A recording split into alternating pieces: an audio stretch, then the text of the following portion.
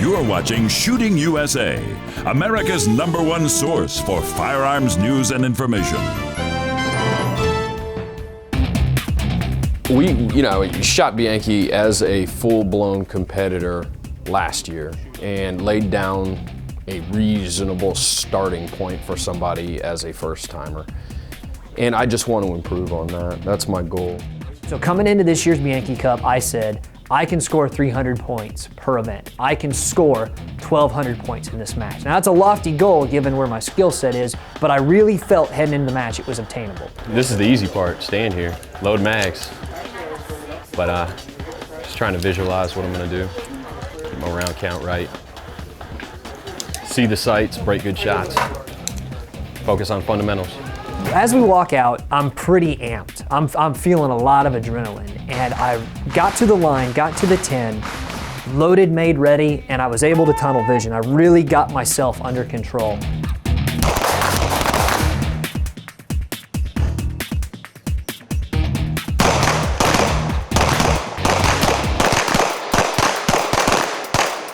You start looking over, what's John up to? And I didn't know what difficulties he was having at the time, but I could see his target, and there just were not enough hits on that. We'd installed a brand new grip safety with a very firm tab in it, and sure enough, it bit me. I had a bunch of trigger won't go, and then, you're out of time. Was really late on that first string. Really late. I was okay with getting to the ground, getting a good sight picture, and making some good hits. Now, there were times I didn't get all my hits, and I'm okay with that though, but those first 5 were quality hits, and I'm okay with that. The speed will come, I gotta get all the fundamentals right first. I used that exact same theory last year. If I can get, 50 out of 5, as opposed to maybe a couple of 10s and then some 8s and maybe some misses if I'm trying to rush and not breaking good shots. I think 50 is a better way to go, and I think Mike learned from that. It's like it gets farther every time I walk it off. Look, I don't even shoot it at a duck with a shotgun at 50 yards. I've got to shoot a 9mm handgun at an X-ring that's this big at best. It is simply something with iron sights. When I get down and I look across my iron sights, my front sight is essentially as wide as that target. I actually really enjoy attempting it. I really enjoy trying to do it. I'm interested to see the target because I feel like that's going to be a lot better than it was last year, and as long as it's better, I'll be happy. I ended up with 331 points.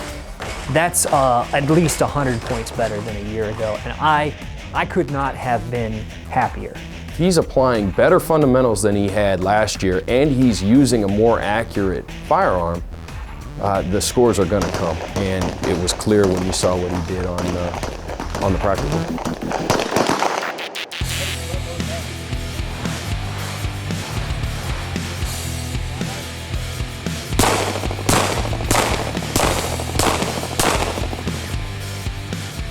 What happened to him at the practical could have ruined his day. It could have completely unnerved him.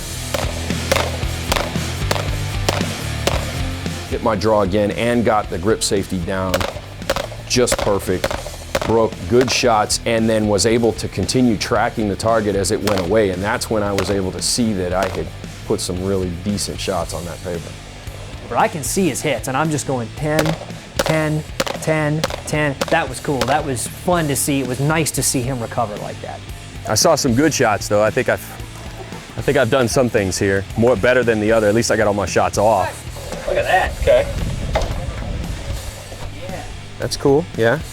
I'm proud of a 343 on the mover at Columbia in front of people, in front of cameras. That's the best mover score I've shot.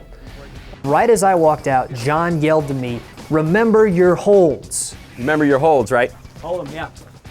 And I wasn't thinking about them until that moment, and I remembered them. I had them right on the close distances. I was making some really good shots at 10 and at 15. I was able to see Mike and the way he was drawing and the way he was flowing and keeping the gun flat as it moved across the range, and those things combined with his fundamentals, which are already in place, will make for success. Mover scores out at 310 points. The best mover I've shot, hands down, ever. Probably 150 points, maybe 200 points better than a year ago. The official Irv scan says we are here, and this is doing this. So we're gonna get wet in about an hour. And let's hope this doesn't come up here. We're about to shoot the barricade, and John's on the ground at this point with his back. And I look up over the tree line, and I see this black J hook coming at us. All of a sudden, Mike comes up out of nowhere and grabs me by the arm and sits me up, and he says, "We have to go now." And he's gesturing over my shoulder, and I look behind me, and that's when the tornado siren went off. We end up hiding out in a Bass Pro Shop just down the road in their basement. Great disappointment in not being able to finish the match. I was so eager and so excited, but the one thing that I took away is I'll be back next year. I'm gonna go do this next year, and you know, next year it needs to be a goal of 1,300 points. So, next year, the full match. Hey, have you seen these? They're available in the Shooting USA store at the website, the disassembly, reassembly manuals. I've used them to maintain my service rifle collection. John's consulted the manuals for his AR-15 projects. We've got 18 different manuals listed for sale. Choose the firearm that's got you puzzled on how to strip and clean it, and you'll have the straight dope. Your choice at $6.95 plus shipping in the store at shootingusa.com. Do it right so you don't break it.